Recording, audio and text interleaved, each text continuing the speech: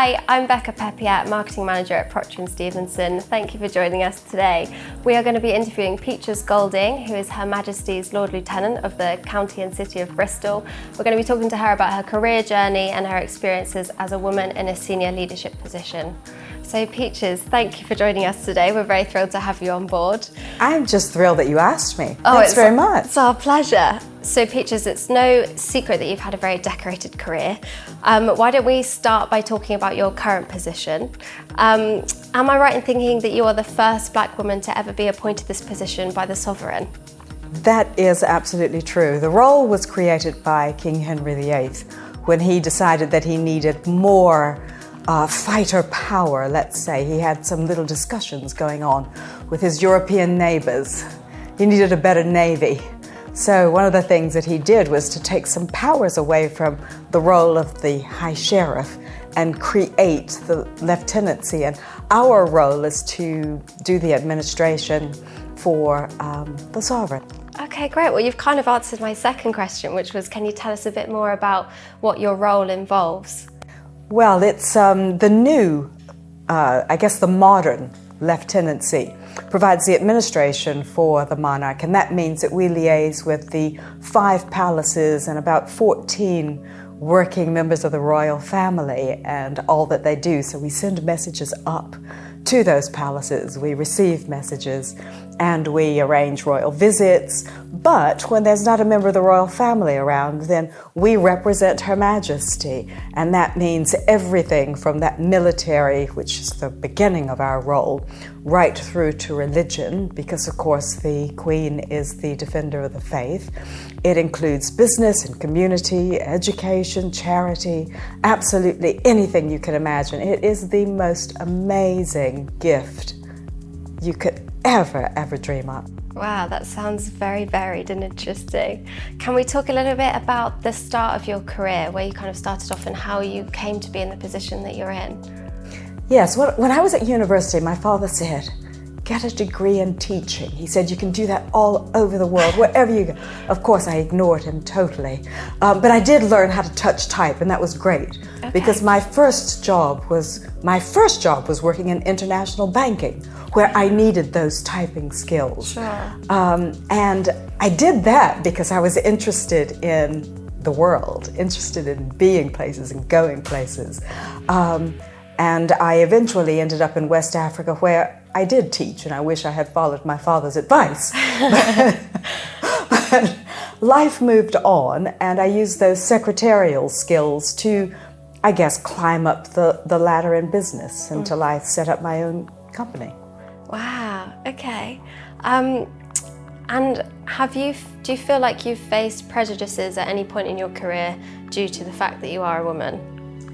Well, you see, I think I would look at it the other way around, and I would think of what advantages do you have as anything that might be different from the workplace. I love the that. Normal, don't get stuck into this is male or this is female or this is white or this is black or this is blah, blah, blah. You have to find in yourself that thing that says you are of the moment and you are the thing that everybody is looking for. That's great. That's such a positive attitude to have. And it kind of leads on to the next question is, do you have advice for females sort of in the future generation of leadership? What would you say to a younger version of yourself if you could, now that you have all this knowledge and experience, looking back, what would you say? Well, I would say a couple of things. I would say, first of all, go and do the things that you're interested in. And always try to find out if there's something out there that you should be interested in that you don't know anything about, because the world is full of activities and information, and now it's so much easier to find out those things. Secondly, I would say be prepared. I used to be a Girl Scout, because in the US we have Girl Scouts, not Girl Guides. But be prepared. Do your homework. Study really hard. Get all of the skills that you need so that when you're on the job, you can exhale and relax and just fly. You don't have any of those encumbrances weighing you down. So I think those are my 2 favorite pieces of advice that I would give anybody starting out. Great, and I think what you're saying there is applicable to kind of across multiple industries as well. I think that'll definitely resonate with a lot of people watching this. So you have obviously been in sort of position of leadership for a while. What traits do you think a great leader possesses? That's a really good question, because good leaders are concerned with the people in their organizations. Because it's only if you can unlock the talents and the creativity and skills of your workforce that you can actually do the things that need to be done, i.e. execute the business plan. As we know, culture eats strategy for breakfast. And if you can't influence the strategy in your organization, you're not going to have muesli and yogurt with orange juice in it for breakfast, are you? So a good leader taps into their people. They're concerned about them, they know about them, they know what they need to do for the job. You can tell someone how that job helps the company, helps the colleagues that they work with, what their role is, why it is they need to prioritize in these particular ways. A good leader thinks about their people. Unlock your people, you get your strategy done. Yeah, I completely agree with that. I think the people in your team, is at the core of what brings everyone together, and it affects the results that you deliver. How do you keep your team motivated? Well, I have a small team, actually. Well, that's not quite true. I can have up to 33 deputy lieutenants based on the population of this county and city. And I guess I have about half that many, because I want to choose people who have excelled in their own particular areas. And equally, I want to be able to give them tasks that relate to their areas of activity. So the wonderful thing about the Queen's agenda is it's quite broad. So we're interested in the voluntary sector and those organizations that do it really well. We're interested in businesses that help the GDP through export. So there's international trade and innovation. We're interested in those businesses that are sustainable and doing sustainable development, and also those ones that promote opportunities. So there's two lines of real work that we need to do in the lieutenancy. And to do that, I need people with all of the right sorts of knowledges. But then also I need the people that help bring our community together, whether they come from different professions or different walks of life, whether that could be religious or whatever. Sure. I need them on my team. So they are motivated because sometimes they get to act in my capacity, because I can't do everything, believe it or not. And equally, I want them to be able to excel where they can bring strength and value to the lieutenancy. Sure, prioritising the skill sets over anything else. Yeah, I think that's really important. So over the course of your career and in these kind of leadership positions that you've adopted, have you ever felt resistance from within the team? I have felt resistance, and I must be honest about that. I normally try to think about positives in life, and actually I took away a positive out of it. But yes, I did have an organization that I worked in a very, very senior role in, which put me in an international position, and it put me, as I say, in a very high position here in the UK.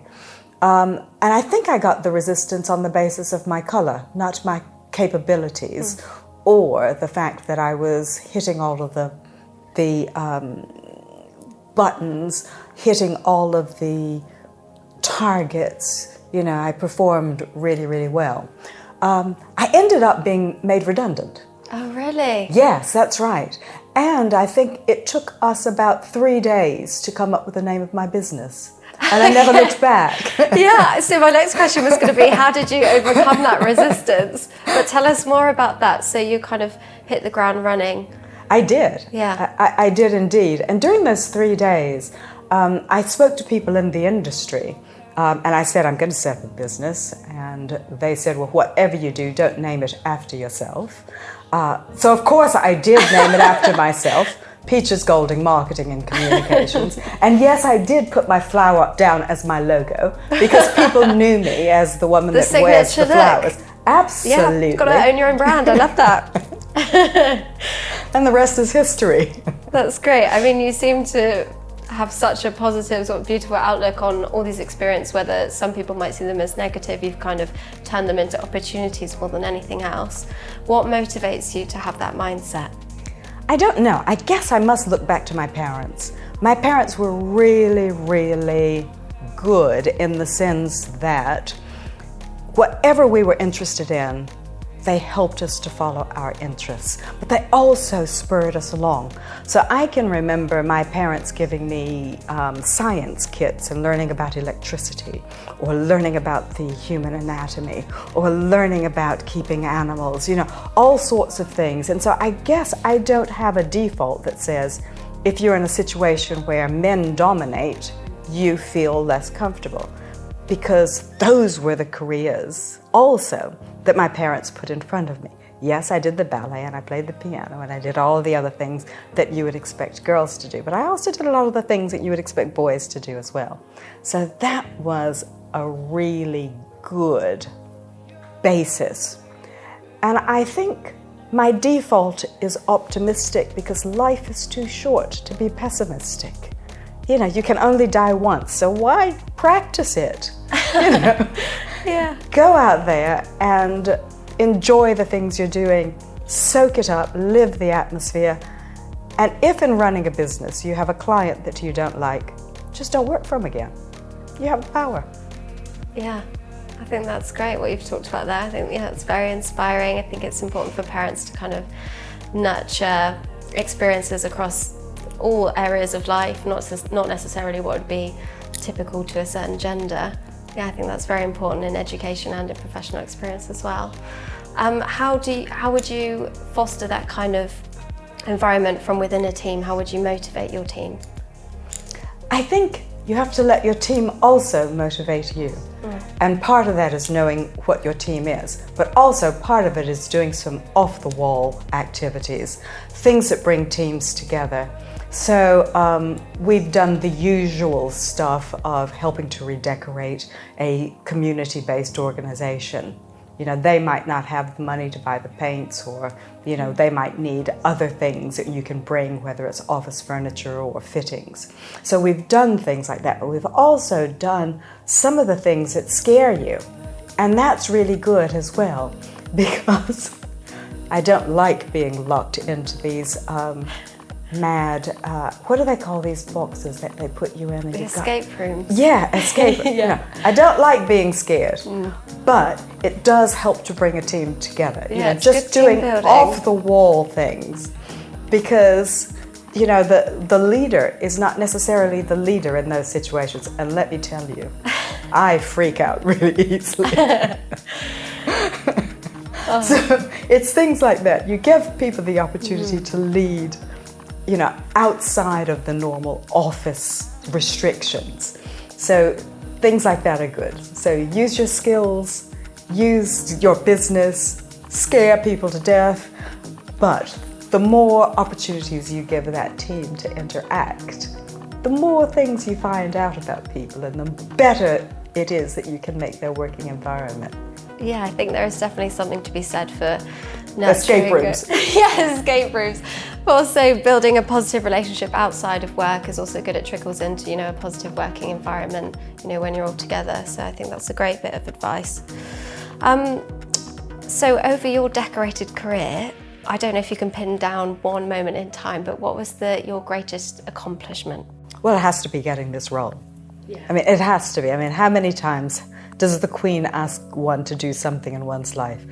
That's the thing about opportunities. When opportunities come to you like this, you can either accept them and learn a lot. You know, I'm an American. There are loads of things that I had to learn, and every day almost in the job can be a learning day. And I'll ask you, you know, when you have someone that's called Lord, which one is more senior? Is it the Duke, the Marquis, the Viscount, the Earl? You see, these are things I have to learn. These are things I have to learn. I wouldn't have the foggiest. I know, absolutely. So every day is a learning day. But you either accept a responsibility like that, or you spend the rest of your life wondering, what would it have been like? What would it have been like? It's a world first. It's an incredible achievement that you've done, and we're just so thrilled that you were willing to sit down and talk to us today. And obviously we've worked with you a little bit with the various affiliations that we have. Can you talk to us about any projects that you've got going on at the moment that you'd like to sort of raise a platform to at all? Well, next year is the Queen's Platinum Jubilee. Yes. And that is going to be absolutely fantastic. So one of the things that we're doing is we are planting trees, the Queen's Green Canopy. So I'm really interested to see how many trees we can plant here in Bristol in an urban area. I'm not like these rural counties that have lots of estates and lots of land, but there has to be a place in Bristol where we can plant an avenue of trees. There has to be schools or dentists or care homes where trees can be planted. There have to be churches where trees can be planted. So I think it's not unreasonable to have a target of planting 800 trees for the Queen's Green Canopy. What do you think? That sounds lovely. I mean, we could always do some more greenery in Bristol. I think that's a lovely project and great idea. So have they set that for other counties as well? Is that something that the whole country is doing? Yes, it's a national initiative, and each of the counties are thinking about where they should plant their trees.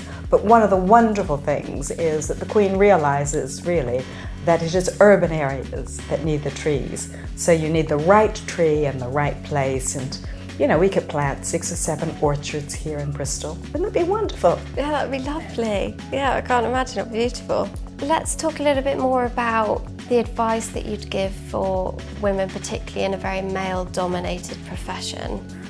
For someone that may be going into a situation where they are likely to be sort of maybe the only female in the room, is there any advice that you'd have particularly for that scenario? Well, that was interesting. I remember being in a scenario very much like that. When you work in the construction industry, there are, at least when I was growing up, there were very few women in that arena. And I think those of us that were there were either secretarial, and there were 1 or 2 professionals. So there were a few professional architects that were women, but mostly it was a male environment. So I think one of the things that I wanted to do was actually to get out on site so that I could understand what I was doing in the office, because it didn't make very much, I was on the marketing side, but it's helpful to actually get out and see what people are doing.